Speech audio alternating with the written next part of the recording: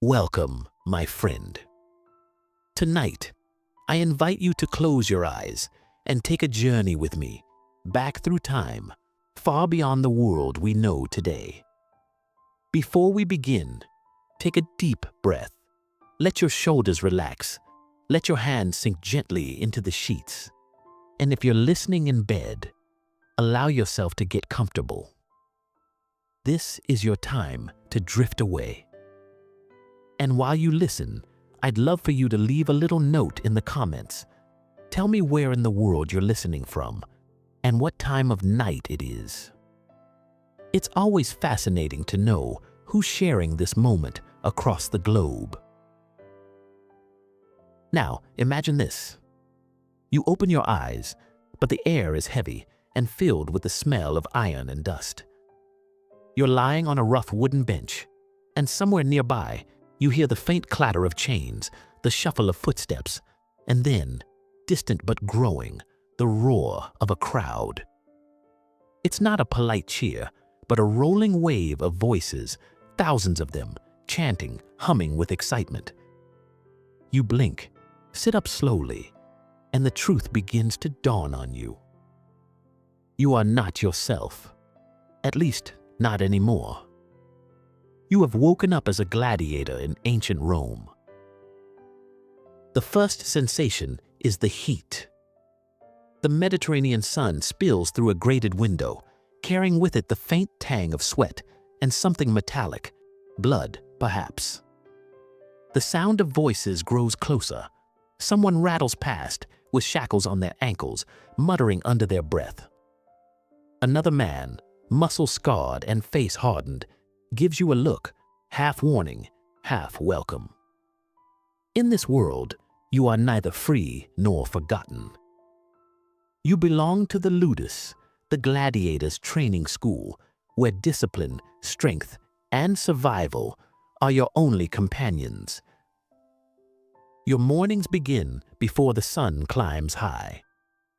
A wooden sword is thrust into your hand, and you are taught to swing it until your arms ache and your lungs burn. The lanista, your master and trainer, watches with sharp eyes, correcting every stumble, punishing every mistake. Around you, the barracks are alive with men of all kinds, slaves taken from faraway provinces, prisoners of war, and even a few Romans who, strangely, chose this life for glory. Rivalries simmer, but so too does a brotherhood born of shared suffering. After all, each man knows that soon you may stand side by side or across from one another with real steel between you. The days stretch on, and as your strength grows, so too does your awareness of the tools of this trade. The first time you feel the weight of the helmet pressed over your head, the world goes dark and hot, your breath echoing against the iron faceplate. If you are trained as a mumio, you carry the heavy rectangular shield and short sword, your movements deliberate, your blows crushing.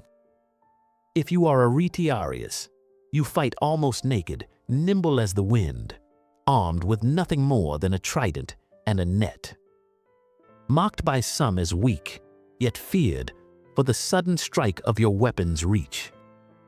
Each class of fighter has its role, each costume a part of Rome's grand theater. You are not just learning to fight, you are learning to perform. Then comes the morning of the games. The air in the barracks is tense, heavy with silence. Outside, you hear music and laughter. The city is alive, for today is a holiday. Crowds fill the streets, heading toward the Colosseum, dressed in bright colors, clutching bread and fruit. Soldiers arrive, forming a line to escort you and the others. As you step outside, the sun blinds you. People line the streets, cheering, jeering, pointing. Some throw flowers, others spit. To them, you are a spectacle, not a man. And then, the Colosseum rises before you. It is massive, towering, an ocean of stone and arches, filled with banners that ripple in the wind. As the gates creak open, a blinding light floods in. You step onto the sand, your feet sinking slightly into its warm grains, spread fresh to soak up blood. The sound is overwhelming, tens of thousands of voices crashing like waves against the stone. Somewhere above, the Emperor himself sits in his box, watching with calm detachment, deciding your fate before you've even lifted a weapon. The fight begins with a clang of steel. Dust rises, catching in your throat as you stumble, block, swing.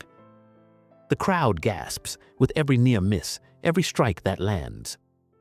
Pain is sharp, but adrenaline sharper still. To fall is to die, to win is to live, though survival is never guaranteed. Around you, other fights play out, some men staggering, some victorious, others lying still in the sand as the crowd roars.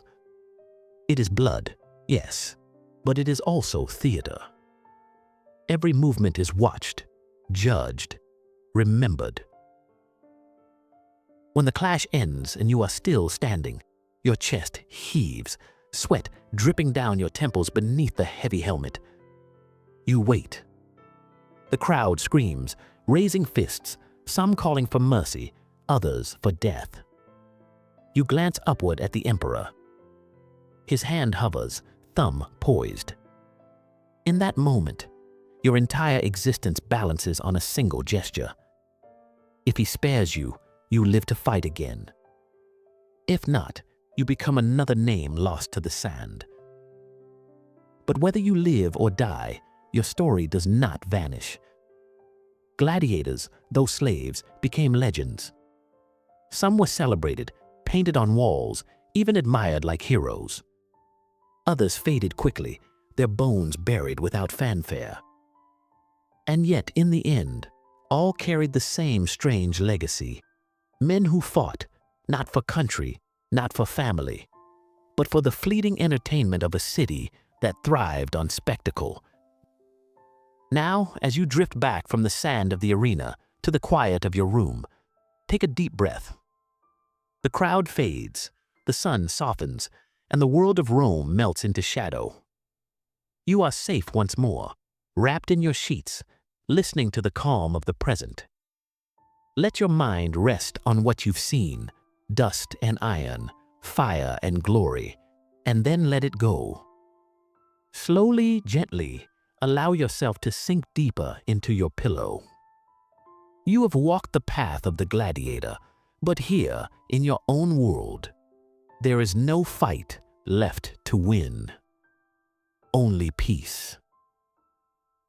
So close your eyes, breathe deeply, and let sleep carry you.